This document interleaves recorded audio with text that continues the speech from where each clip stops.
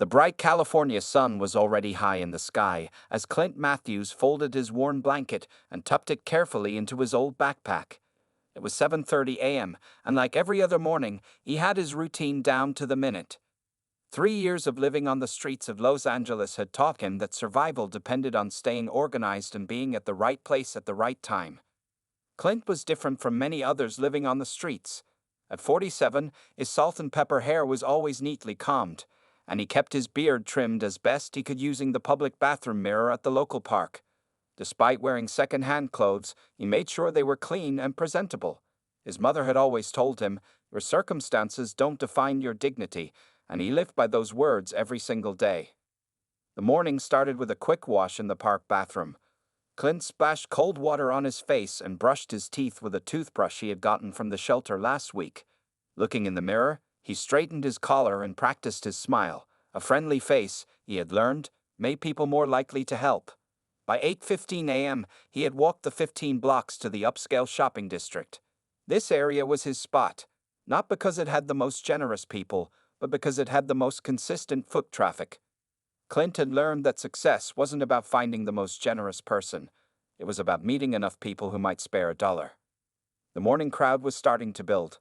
Business people hurried past with their coffee cups, young mothers pushed expensive strollers, and tourists wandered around with their maps and cameras. Clint knew them all by type, if not by name. He had become good at reading people, noticing small details that told him who might stop and who would pretend not to see him. He sat down on his usual corner, placing his cardboard sign carefully next to him. The sign was simple: "Lost my job. Need help. God bless." Clint had tried different messages over the years, but he found that honesty worked best. He didn't make up stories about having children or being a veteran.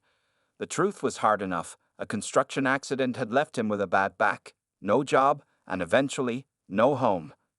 As the morning went on, Clint watched the usual parade of faces. There was the kind lady from the coffee shop who sometimes brought him a cup of hot coffee. The businessman in the blue suit who always seemed to be talking angrily on his phone.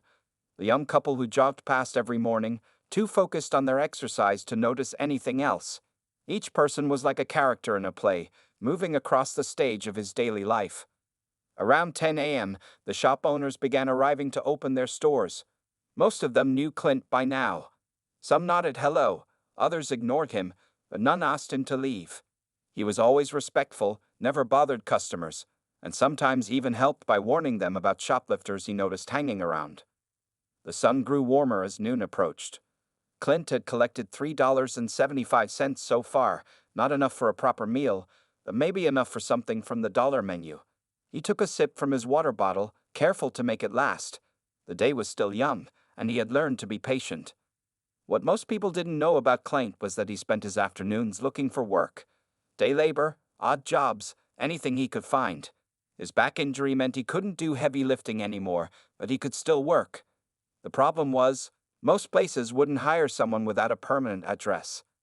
As he sat there, Clint thought about his life before homelessness. He had been a skilled construction worker, had a small apartment, even owned a truck.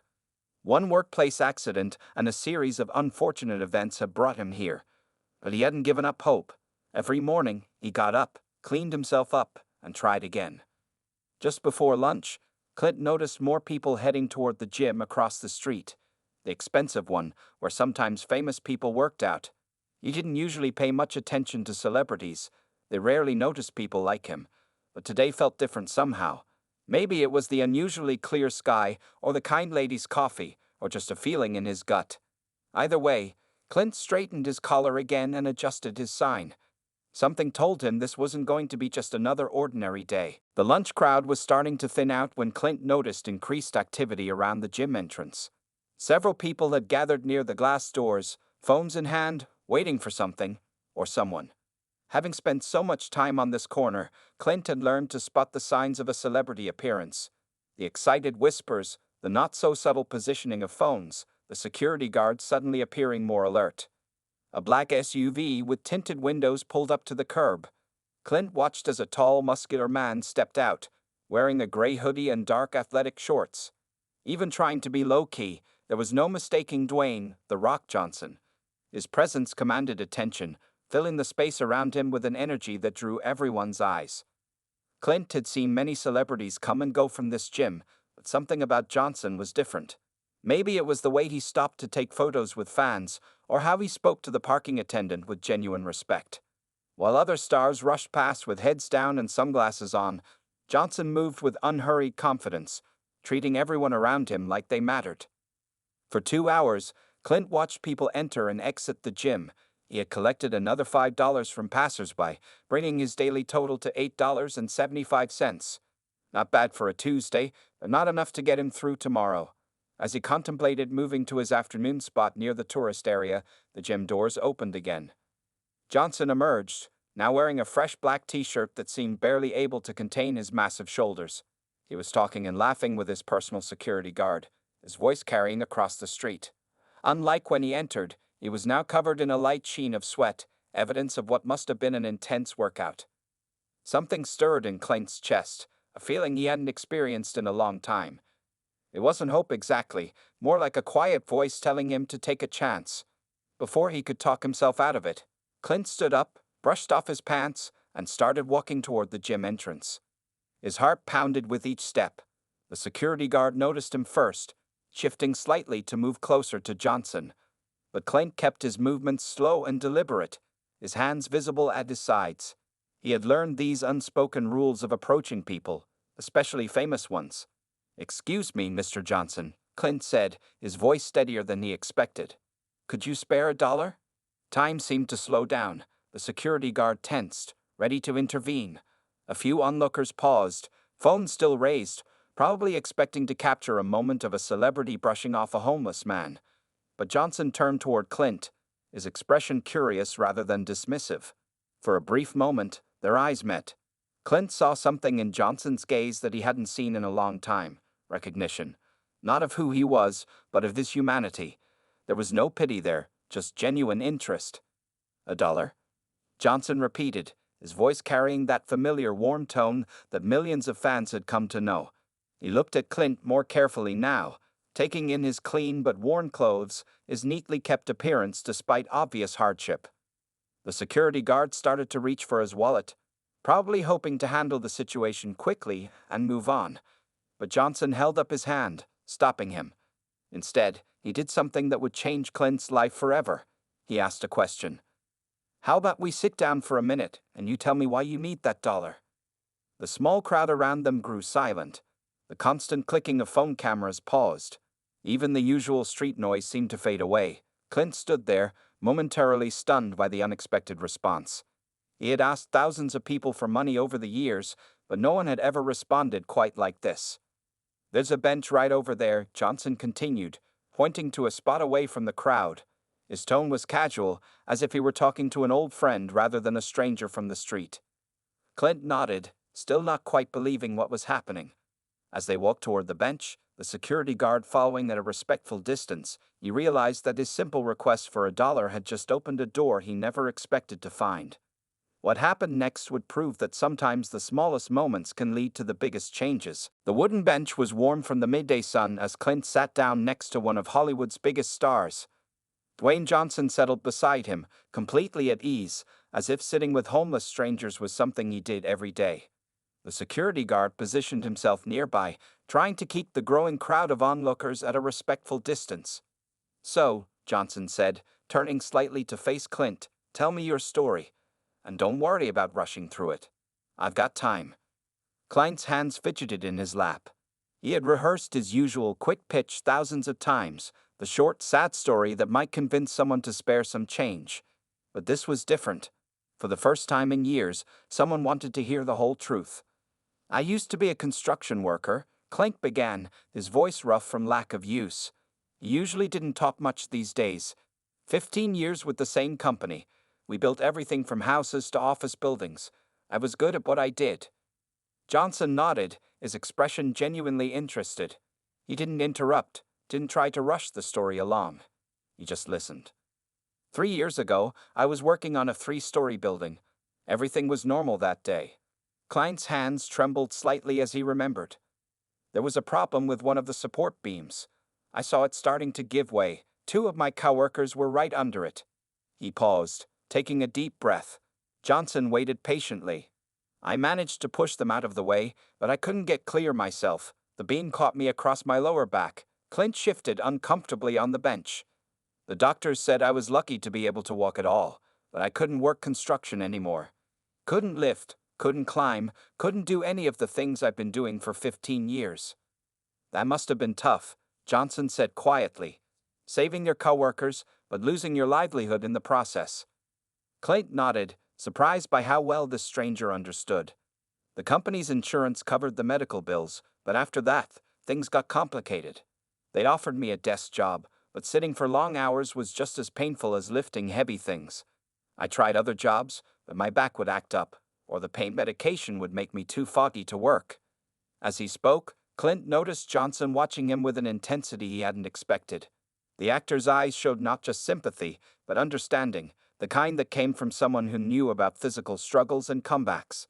The savings went first, Clint continued. Then I had to sell my truck. Couldn't keep up with rent after that. I tried staying with friends for a while, but you can only crash on couches for so long before you wear out your welcome. Johnson leaned forward slightly. What about workers' compensation? Disability? Got tangled up in paperwork. Made some mistakes filling things out. By the time I figured out what I'd done wrong, the deadlines had passed. Clint shrugged. Been trying to fix it, but it's hard to deal with bureaucracy when you don't have a permanent address. The crowd around them had grown larger, but Johnson seemed to take no notice. His focus remained entirely on Clint's story. A few people were filming with their phones, but even they seemed to sense this was more than just a celebrity photo opportunity. What kind of work can you do now? Johnson asked. With your back, I mean. I can do lots of things as long as I'm careful. Can't lift heavy stuff, but I'm good with organizing, planning, keeping track of details. Those skills didn't go away with my back injury. Clint straightened up slightly. I just need a chance to prove it. Johnson was quiet for a moment, thinking. Then he pulled out his phone. You know what, Clint? That dollar you asked for, I think we can do better than that. As he watched Johnson dial a number, Clint couldn't shake the feeling that something extraordinary was happening. The simple request that had brought him to this bench was about to lead to something much bigger than a single dollar bill. Hey, it's DJ, Johnson said into the phone, his voice taking on a tone of purpose. Remember that program we talked about? I think I found someone who would be perfect for it. Within 30 minutes of Johnson's phone call, a sleek black car pulled up to the curb. A young woman in a crisp business suit stepped out, carrying a large bag and a tablet. She introduced herself as Sarah, one of Johnson's personal assistants, but her warm smile made it clear she was more than just an employee. First things first, Sarah said, handing the bag to Clint. There's a complete change of clothes in here, along with toiletries and some other essentials. The gym has agreed to let you use their private shower facilities. Clint held the bag carefully, as if it might disappear. Inside, he found new jeans, a clean button-up shirt, fresh socks, and even a new pair of shoes. There was also a toiletry kit with everything from a razor to deodorant. The items weren't flashy or expensive, but they were good quality, things meant to last. Take your time getting cleaned up, Johnson said. Sarah will help you with some paperwork while I make a few more calls. We're going to get you into a program I help support.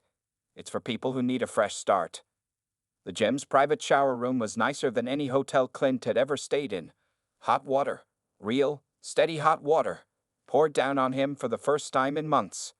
He carefully washed away 3 years of street life, watching as the water swirled down the drain. When he looked in the mirror afterward, the face staring back at him was both familiar and strange. The new clothes fit perfectly. Later, Clint would wonder how they had gotten his size right just by looking at him, but at that moment, he was too overwhelmed to question it. The shoes were comfortable, designed for someone with back problems, he realized. Every item had been chosen with thought and care. When he emerged from the gym, Sarah was waiting with her tablet. Okay, Clint, let's talk about the program, she said, guiding him to a quiet corner of the gym's juice bar. It's called New Foundation, and it's specifically designed for people with injuries or disabilities who need job training and rehabilitation support. She showed him the details on her tablet. The program would provide 3 months of intensive physical therapy for his back, working with specialists who dealt specifically with workplace injuries. At the same time, you would receive job training in logistics and warehouse management, work that would use his organizational skills without straining his back. The best part, Sarah explained, is that the program includes temporary housing. You'll have a small but comfortable room at the rehabilitation center. It's not luxury living, but it's safe, clean, and gives you a real address while you get back on your feet. Clint's hands trembled as he signed the paperwork. The program would start tomorrow. A car would pick him up at 8 a.m. sharp. Everything was happening so fast, it felt almost unreal. Johnson returned just as they were finishing the paperwork. He had changed into a fresh shirt and was carrying a small duffel bag. "Here's something to get you through tonight," he said, handing the bag to Clint. Inside was a warm jacket, some snacks, a prepaid phone, and enough cash for a decent hotel room. "I don't know how to thank you," Clint began, but Johnson cut him off with a gentle shake of his head. "Thank me by making the most of this opportunity," he said. "This isn't charity, Clint. It's an investment in someone who deserves a second chance. The program isn't easy. You'll have to work hard, stay focused, and follow through. Can you do that?" Clint stood up straighter, ignoring the familiar twinge in his back. "Yes, sir, I can." "Good," Johnson smiled. "Sarah will check in with you regularly, and I'll keep track of your progress. Remember, you're not alone in this anymore." As the sun began to set, Clint watched Johnson's SUV pull away from the curb. The same corner where he had asked for $1 now felt like the starting line of a new life. In his pocket, the prepaid phone buzzed with a text from Sarah, the address of a nearby hotel, and a reminder about tomorrow's pickup time. For the first time in 3 years, Clint walked away from his corner knowing he wouldn't need to return tomorrow.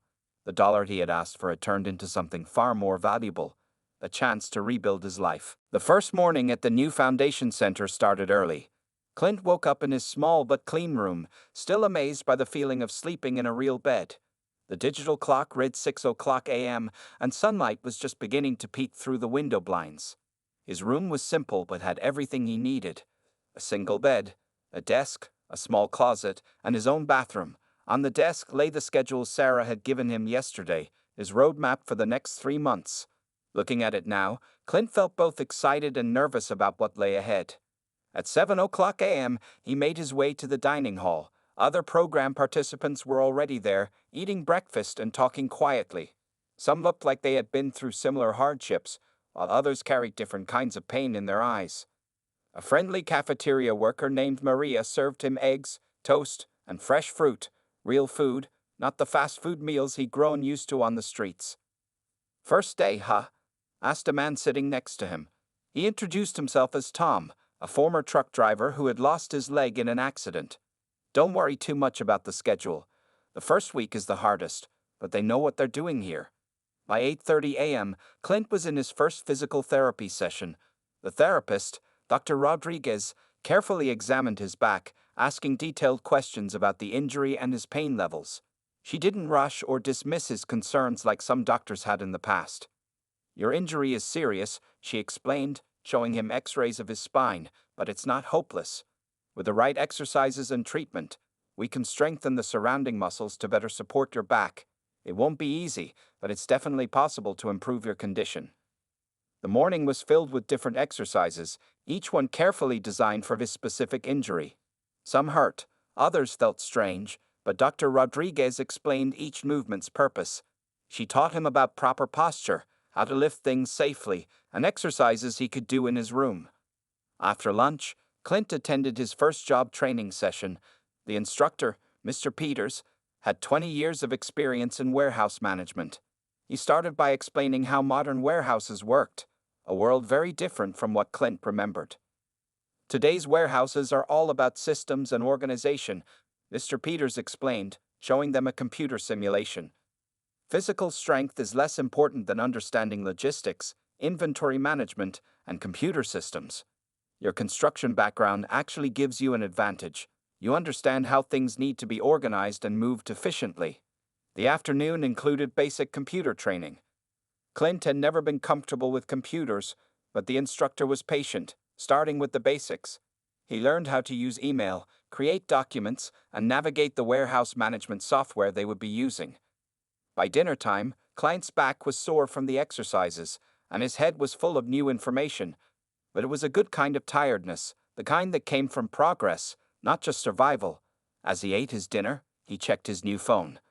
There was a message from Sarah asking how his first day had gone. In his room that evening, Clint sat at his desk, looking at the materials from the day's classes. 3 years ago, after his injury, he had felt lost and hopeless. Now, for the first time since the accident, he could see a path forward. Before going to bed, he wrote in the journal Dr. Rodriguez had given him to track his pain levels and progress. But he found himself writing more than just medical notes. He wrote about the people he had met, the things he had learned, and the strange feeling of hope growing in his chest. The last thing he did before turning off the light was look at the small card Johnson's assistant had given him. It had a quote printed on it. "Success isn't always about greatness. It's about consistency. Consistent hard work leads to success. Greatness will come." As Clint drifted off to sleep, his back feeling both sore and somehow better at the same time, he thought about how a single dollar request had led him here. Tomorrow would bring more challenges, more exercises, more learning. But for the first time in years, he was ready to face those challenges. He wasn't just surviving anymore. He was rebuilding. 3 months into the program, Clint stood in front of the warehouse computer terminal, confidently entering data into the inventory management system. His fingers moved smoothly across the keyboard, a far cry from his hesitant typing during those first weeks of training. Around him, forklifts beeped as they moved pallets, and workers called out to each other across the large space. This wasn't just a training exercise anymore. Last week, Summit Logistics had offered him a full-time position as their afternoon shift coordinator. The job came with health insurance, a steady salary, and most importantly, work that didn't strain his back. Mr. Peters had recommended him personally for the position.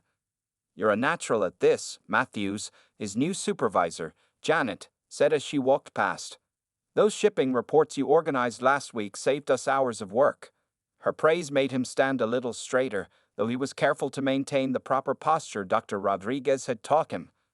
During his lunch break, Clint sat in the break room, eating the healthy lunch he had packed, another new habit from the program. His coworker Mike joined him, carrying his own lunch bag. 3 months ago, Clint would have felt uncomfortable eating with others. Now, he found himself easily joining in the casual conversation.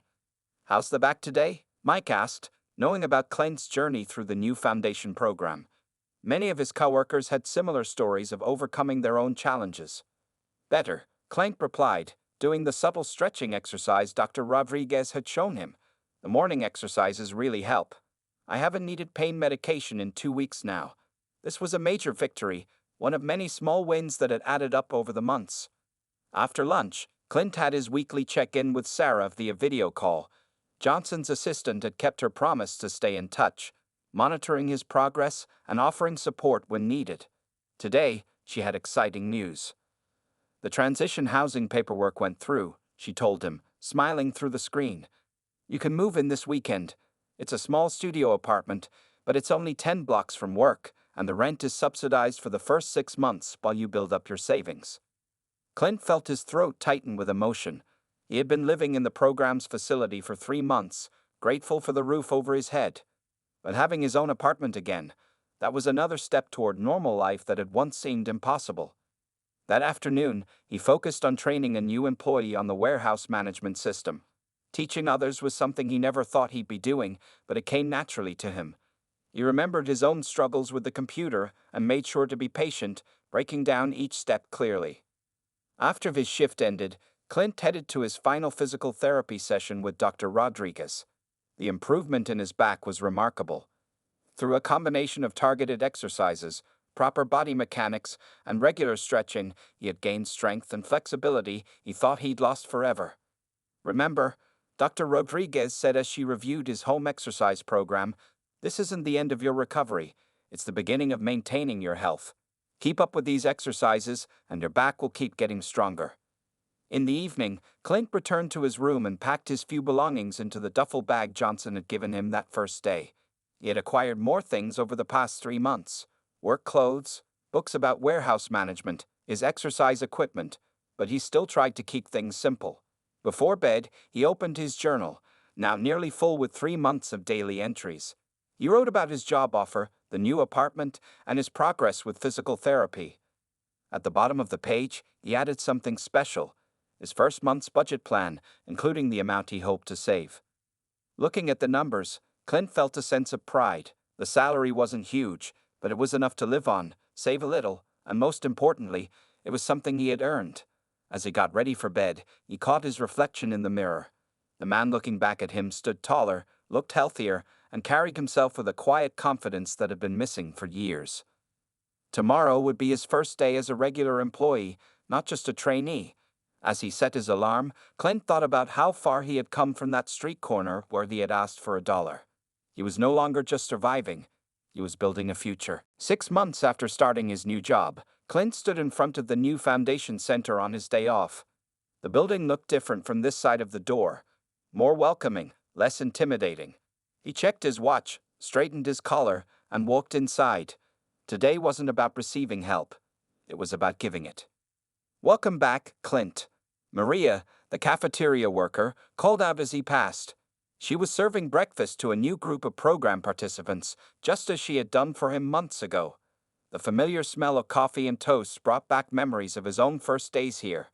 In the meeting room, 5 people waited nervously. They were new arrivals to the program, each carrying their own story of hardship. Clint had volunteered to be a peer mentor, sharing his experience to help others navigate their journey to recovery. "I know exactly how you're feeling right now," Clint began, his voice steady and warm. "6 months ago, I was sitting where you are. I had been living on the streets for 3 years after a work injury changed my life." He saw recognition in their eyes. They knew he wasn't just another social worker reading from a script. He told them his story, not the short version he used to give on the street, but the full journey. He talked about the accident, the pain, the loss of his job, and the spiral into homelessness. Then he told them about the dollar that changed everything, careful not to focus too much on the celebrity aspect of his story. "The real magic wasn't in who helped me," he explained. "It was in the program itself, and in the people here who worked tirelessly to help others rebuild their lives. But most importantly, it was about being ready to do the work when the opportunity came." After the group session, Clint met individually with 2 participants who had similar back injuries. He showed them the exercises Dr. Rodriguez had taught him, sharing tips about managing pain and staying motivated during physical therapy. During lunch, he sat with the group in the cafeteria, answering questions and offering practical advice. "The computer training seems overwhelming at first," he told one participant who was worried about the job program. "But trust me, if I could learn it, anyone can. The key is to not give up." In the afternoon, Clint headed to his old corner near the shopping district. He didn't go there to ask for money anymore. Instead, he went to connect with those still living on the streets. He carried cards with information about the new foundation program and other local resources. "Hey, Bill," he called out to a familiar face. Bill had been on the streets even longer than Clint had. "How about we grab some coffee?" Over cups of hot coffee from the same shop that used to give him free refills, Clint talked to Bill about the program. He didn't push or preach, he just shared information and listened. Back at his apartment that evening, Clint reviewed his budget. His salary covered his basic needs, and he had even started a small savings account. But what made him proudest was the amount he set aside each month to buy supplies for the homeless shelter. Things he knew from experience were most needed but least donated. He opened his laptop, a recent purchase he would have once thought impossible, and started working on a presentation. The new foundation center had asked him to speak at their next fundraising event. They wanted him to help others understand how the program transformed lives. As he typed, Clint thought about how different his life was now. His apartment was small but comfortable, decorated with a few carefully chosen items. On his wall hung his warehouse management certification, earned through hard work and determination. Next to it was a photo of him with his coworkers at Summit Logistics, all smiling at a company barbecue. His phone buzzed with a text from Sarah. She still checked in regularly, though now it was more like catching up with a friend. "Don't forget about next month's gala," she reminded him. "DJ is looking forward to seeing your progress in person." Clint smiled as he replied. He had come so far from that day when he asked for $1, but he hadn't forgotten where he came from. Every person he helped now was a way of paying forward the kindness that had changed his life. As he got ready for bed, he set his alarm for another early morning. Tomorrow would bring more opportunities to help others find their way back, just as he had. The Grand Horizon Hotel's ballroom sparkled with elegant decorations as people in formal attire mingled and chatted. 1 year had passed since that fateful day when Clint had asked for $1, and now he stood on a different kind of corner, the corner of a stage, waiting to share his story with hundreds of potential donors to the new foundation center. Clint adjusted his tie, a skill he had learned from a YouTube video just last week. His new suit, bought with his own savings, felt strange but good. In the audience, he could see familiar faces: Dr. Rodriguez, Mr. Peters, and several of his co-workers from Summit Logistics who had come to support him. Sarah appeared at his side, clipboard in hand as always. "Ready?" she asked with an encouraging smile. "DJ just arrived. He'll introduce you himself." The crowd's excited murmur grew as Dwayne Johnson walked onto the stage, his presence commanding attention just as it had that day on the street. "Ladies and gentlemen," Johnson began, his voice warm and sincere, "I want to tell you about a man who asked me for $1. The room fell silent as he recounted their first meeting. "But this story isn't about me, or even about that $1. It's about what happens when we give people more than just money, when we give them a chance to rebuild their lives." When Johnson called him to the stage, Clint walked up steadily, his back straight and strong. The physical therapy had worked wonders, and though he still had to be careful, the constant pain was now just an occasional reminder to maintain good posture. "A year ago, I was invisible," Clint began, his voice clear and confident, another skill he had developed through his mentor role at the center. "People walked past me every day, trying not to make eye contact. I was the man on the corner that everyone pretended not to see." He shared his journey, not just the highlights but the hard parts too. The early morning exercises that made him want to quit. The frustrating computer lessons where he had to start over again and again. The first time he had to present a report at work, terrified but determined. "But this evening isn't about my story," he continued. "It's about all the stories waiting to be changed. Right now, in our city, there are thousands of people like I was. People with skills, experience, and determination who just need a chance to start over." As he spoke, screens around the ballroom showed photos and statistics from the new foundation center. Pictures of the computer lab where he had struggled and succeeded. The physical therapy room where others like him were rebuilding their strength. The warehouse training facility where people were learning new skills. "Thanks to the new foundation program, I'm not just employed, I'm thriving," Clint said. "Last month, I was promoted to lead coordinator for my shift. I'm renting my own apartment. I'm mentoring others who are just starting their journey. And most importantly, I'm no longer invisible." He then introduced a new initiative, one he had helped design based on his experience. "We're calling it the Dollar to Dream program. It will focus specifically on helping people with workplace injuries rebuild their careers through targeted training and support." Johnson joined him again on stage as Clint explained how the new program would work. Together, they outlined plans to expand the center's services, reaching more people who needed help. The actor's star power combined with Clint's authentic experience created a powerful message. By the end of the evening, the fundraiser had exceeded its goals. Donors were inspired not just by Clint's success, but by the practical, sustainable approach to helping others achieve similar transformations. Companies pledged job placements, medical professionals offered services, and individuals opened their checkbooks. After the event, Johnson pulled Clint aside for a quiet moment. "You know, when you asked me for that $1, I saw something in your eyes. Dignity, despite everything you were going through. That's why I stopped. But what you've done with that opportunity, how you're helping others now, that's all you." Clint smiled, remembering that moment a year ago. "I asked for $1, he said, "but what I really needed was a chance.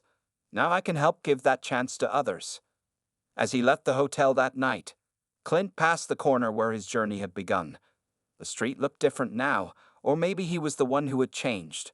Either way, he knew that every corner, every struggle, and every small victory had led him to this moment, not just surviving, but helping others find their way back too.